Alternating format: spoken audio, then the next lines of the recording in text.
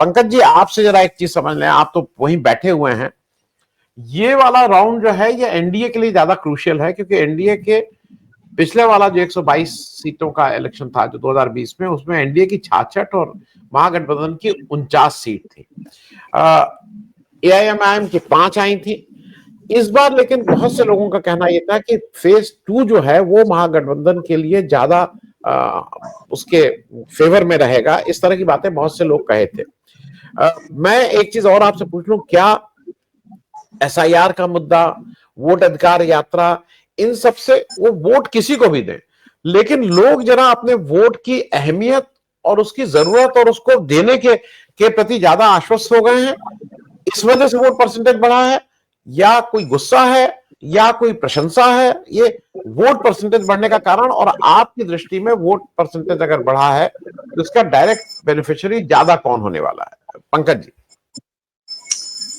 Sir, जब चुनाव से अभी 2-3 महीना पहले ये खूब एक मुद्दा था जो एसआईआर वाला था, या कांग्रेस पार्टी की तरफ से वोटर अधिकार यात्रा प्रारंभ हुआ, उसका एक असर दिखता था। मतलब नीतीश कुमार को बीजेपी ये प्रोजेक्ट करने पे लगी थी कि अब वो उतने रिलेवेंस नहीं रहे। चुनाव आते आते आते आते एसआईआर का मुद्दा भी कहीं गौण हो गया, और नीतीश कुमार जो सबसे कमजोर कड़ी माने जाते थे वो सबसे मजबूत कड़ी बन के उभर गए। और ये पूरा का पूरा जो चुनाव अभी संपन्न हुआ है, आज सेकेंड फेज का संपन्न हुआ है, उसमें नीतीश कुमार मेन पिलर, या नीतीश कुमार के इर्द गिर्द ये पूरा का पूरा चुनाव संपन्न हुआ है। अब आपने कहा सर, पिछले चुनाव में ये जो 122 सीटों पे जो आज पोलिंग हुआ है उसमें लगभग 70 सीटें एनडीए ने जीती थी, और बाकी सीटें महागठबंधन के पाले में गया था। जिस आज वाले फेज में जो एरिया है, जिस पॉकेट्स में चुनाव हुए हैं, वो शाहाबाद से लेके और पश्चिमी चंपारण, पूर्वी चंपारण से लेके हमारा मिथिलांचल का पूरा एरिया और सीमांचल का एरिया है। अलग अलग पॉकेट्स में जो मैंने ऑब्जर्व किए हैं और जो मैंने देखा है, उसमें अलग अलग समीकरण और अलग अलग मुद्दे मोटे मोटे तौर पे प्रभावी हैं, और सब जगह जो चुनाव हुए हैं वो अलग चीजों को ध्यान में रख करके चुनाव हुए हैं। लेकिन एक बात जो समझने की है वो ये है कि जितनी भी पॉलिटिकल पार्टियां हैं वो जब टिकट देती है तो हमेशा जातीय समीकरण को देख के देती है, और ऐसा माना जाता है कि बिहार में at the end of the day जाति सर्वोपरि हो जाती है, और लोग जब वोट देने जाते हैं तो कहीं ना कहीं उनके दिमाग में जाति का फैक्टर सबसे अहम और प्रबल रहता है। इस बार के जो मतदान में हमने जो ऑब्जर्व किया है वो हमने देखा है कि जैसे हमने अपने पोलिंग बूथ पे देखा है कि पुरुष से 10% ज्यादा महिलाओं ने मतदान किया है। और निश्चित तौर पे जब हमारी कई लोगों से बात हुई कई पोलिंग स्टेशन पे, तो उनका यही कहना था कि जो 10,000 रुपए उनके खाते में गए हैं वो नीतीश कुमार ने दिए हैं, और एक तरीके से जिसका हमने नमक खाया है उसका हम कर्ज अदा करेंगे, मतलब वो चुकता करेंगे। तो मोटे मोटे तौर पे जो मैंने ऑब्जर्व किया है वो मुस्लिम महिलाओं को सर अगर आप छोड़ दें तो मोटे मोटे तौर पे महिलाओं का वोट नीतीश कुमार की तरफ शिफ्ट होते हुए हमने देखा है। इसलिए परसेंटेज, जो वोटों का जो परसेंटेज है सबसे ज्यादा दिख रहा है, उसका सबसे बड़ा कारण यही है। अब आ जाइए कि भाई इसका ओवरऑल पिक्चर जो है वो क्या है।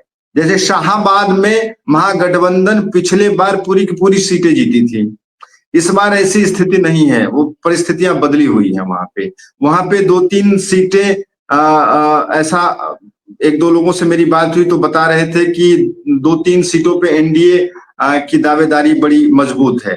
पिछली बार पश्चिम चंपारण में 9 में से 8 सीटें एनडीए के पक्ष में थी, सीतामढ़ी में 8 में से 6 सीटें थी, हमारे मिथिलांचल में से 10 में से 8 सीटें एनडीए के पक्ष में थी। तो मोटे तौर पे हमारा वाला जो एरिया है वो एनडीए के इधर था, और शाहाबाद और सीमांचल को छोड़ दीजिए तो मतलब सीमांचल में भी पिछली बार ऐसा था कि 24 में से 12 सीटें एनडीए ने जीत ली थी, और जो आपने कहा ओबीसी का फैक्टर था, इस बार ओबीसी का फैक्टर वहां पे काम नहीं कर रहा है उतना।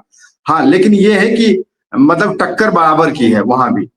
तो ओवरऑल जो पिक्चर आप देखेंगे तो मुझे लगता है कि जो नीतीश कुमार को पिछली चुनाव में मतलब नुकसान हुआ था, इस चुनाव में हमें लगता है कि नो डाउट आरजेडी सबसे बड़ी पार्टी बन के उभर रही है जैसा पिछली बार था, और उसके बाद नीतीश कुमार की पार्टी दूसरे नंबर की सबसे बड़ी पार्टी बनने जा रही है। ये मेरा आकलन है, हो सकता है मैं गलत हूं, लेकिन जो मैं ग्राउंड पे देख रहा हूं पिछले 1.5-2 महीने से सर, मैं उसकी बात कर रहा हूं। और मुझे ऐसा लगता है कि नीतीश कुमार को लेकर के कोई ऐसी एंटी इनकम्बेंसी ग्राउंड पे नहीं दिखती है, और मोटे मोटे तौर पे हर कोई बिहार का वोटर ये मानता है कि नीतीश कुमार के कार्यकाल में काम हुआ है, और वो ये भी मानते हैं कि इस बार शायद नीतीश कुमार का आखिरी चुनाव है। मुझे लगता है ये भी ध्यान में रख करके लोगों ने वोट किया है, जहां तक हमारी समझ है। और यही कारण है कि जेडीयू के जो सीट है उसमें जो बढ़ोतरी दिखने को मिल रही है, उसकी सबसे बड़ी वजह नीतीश कुमार ही है। तो यहाँ पे एक चीज और जो महत्वपूर्ण है वो मैं ये समझता हूं कि मैंने 1-2 पार्टियों में ऐसा ऑब्जर्व किया, जो टिकट उन्होंने दिया है तो हर कोई जाति के समीकरण को उसकी संख्या के हिसाब से फिट करके उन्होंने टिकट दिया है। ये अगर इस तरफ से लोग ये देखते कि सीट कौन निकाल सकता है, तो मुझे लगता है कि वो शायद बेहतर होगा। और आने वाले चुनाव में मुझे लगता है कि जो मुद्दे जिन मुद्दों पे बात होती है और जिन मुद्दों को लेकर के लोग वोट देने जाते हैं और फिर वो भटक जाते हैं, वो भटकाव में कमी होगी अगले चुनाव में, ऐसा मुझे लगता है। चूंकि बिहार के लोग बहुत पॉलिटिकली बहुत ही एक्टिव रहते हैं, तो हमें लगता है कि ये आने वाले समय में एक और बढ़िया माहौल लोकतंत्र के हिसाब से बिहार एक मैसेज देगा, और बिहार के लोग बहुत ही संजीदगी से इस बातों को समझते हैं। लेकिन हैरान करने वाली 1-2 बातें हैं सर, जैसे मैंने अपने पोलिंग बूथ पे आज तक, बचपन से लेकर के आज तक मैंने ये नहीं देखा कि किसी भी चुनाव में सेंट्रल फोर्सेज जो होते हैं उनका डिप्लॉयमेंट होता है। मैंने पहली बार देखा है कि गुजरात पुलिस के जवान वहां पे खड़े थे, जबकि हमारा बहुत शांत इलाका है, कहीं कोई ऐसा कभी बवाल होने का कोई रिकॉर्ड नहीं रहा है, फिर भी मैंने देखा कि वहां पे गुजरात पुलिस के लोग हैं। अब मुझे ये नहीं समझ में आया कि यहाँ पे गुजरात पुलिस को डिप्लॉय करने की क्या जरूरत थी, जब आपको जनता यहाँ का वोट कर ही रहा है। इसका मतलब है कि एनडीए के लोग कुछ ज्यादा डरे हैं और सहमे हुए, खास करके भारतीय जनता पार्टी के लोग, क्योंकि भारतीय जनता पार्टी को नुकसान हो रहा है इस चुनाव में, और भाजपा ये जानती है कि वो अपने दम पे बिहार में कुछ नहीं कर सकते हैं। लिहाजा जिस नीतीश कुमार को वो अपने पीछे कर रहे थे, उसको बीच में ला करके बीच चुनाव में उनको कहना पड़ा कि नहीं, सीएम यही होंगे, क्योंकि उनको पता था कि बहुत भारी नुकसान होने वाला है। और मुझे लगता है कि कहीं ना कहीं भाजपा बहुत ज्यादा घबराई हुई है। जी जी, मैं इस पे आऊं, मैं अगले राउंड में एक चीज और आपसे पूछ लूंगा। अभी मैं अनिल जी से पहले एक बात कर लूं कि ये जेडीयू का, ठीक है, जेडीयू का नीतीश जी के पक्ष में पड़ रहा है कि, लेकिन क्या जेडीयू का वोट बीजेपी के, मतलब जेडीयू का वोटर क्या बीजेपी को भी वोट कर रहा है? क्योंकि ये एक इंपॉर्टेंट है। उत्तर प्रदेश में हम देख चुके हैं कि बसपा का वोटर ने समाजवादी पार्टी को 2019 के इलेक्शन में वोट नहीं किया था, जबकि इधर के वोट शिफ्ट हुए थे उधर। तो क्या ये स्थिति वहां, क्योंकि एक ऑब्जर्वेशन ये भी आ रहा था कि नीतीश के वोटर थोड़ा गुस्सा हैं, क्योंकि अमित शाह ने और बीजेपी ने जिस तरह से उनको ट्रीट किया है, और वो सबक सिखाने के उसमें, जिस तरह से चिराग पासवान को उन्होंने करके नीतीश जी की सीट कम करवाई थी। इस बार जो नीतीश जी का वोटर है वो उनके पीछे खड़ा है, लेकिन वो शिफ्ट कितना होगा ये एक शायद रिजल्ट के समय ही पता लगेगा मेरे ख्याल में। अगर एक कोई बहुत क्विक रिस्पांस हो तो पंकज जी आधे मिनट में दे दिए, नहीं तो फिर मैं अनिल जी से बात कर लूं इस पे, अगर क्विक रिस्पांस हो। सर, चूंकि ये अलायंस बहुत पुराना है तो लोगों के मन में कोई बहुत ज्यादा कंफ्यूजन नहीं है, और मुझे लगता है कि जैसे हमारे यहाँ तीर का निशान नहीं था तो लोगों ने कहा कि तीर नहीं है तो फूल पे हम वोट करेंगे। लेकिन दूसरी तरफ जो है वो भी बड़ा एग्रेसिव है, महागठबंधन का भी वोटर बड़ा एग्रेसिवली वोट कर रहा है, और इसमें कहीं दो राय नहीं है कि एमवाई समीकरण काम कर रहा है ग्राउंड पे। और जो हमने ऑब्जर्व किया है उसमें मैंने ये देखा है कि जो परंपरागत रूप से जो सहनी वोटर है हमारे यहाँ, जो मलाह कहते हैं, वो भाजपा के वोटर माने जाते हैं। बहुत ज्यादा मुकेश सहनी के आने से बहुत ज्यादा हम अपने यहाँ प्रभाव नहीं देखे हैं।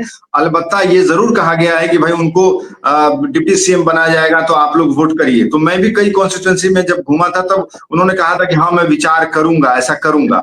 लेकिन हाँ, ये बात सही है कि जो रामविलास पासवान के वोटर थे वो वोटर जरूर आरजेडी में शिफ्ट होता हुआ मुझे दिखाई दिया है ग्राउंड पे, और उन लोगों ने जरूर आरजेडी को वोट किया है, इसमें कहीं दो राय नहीं है।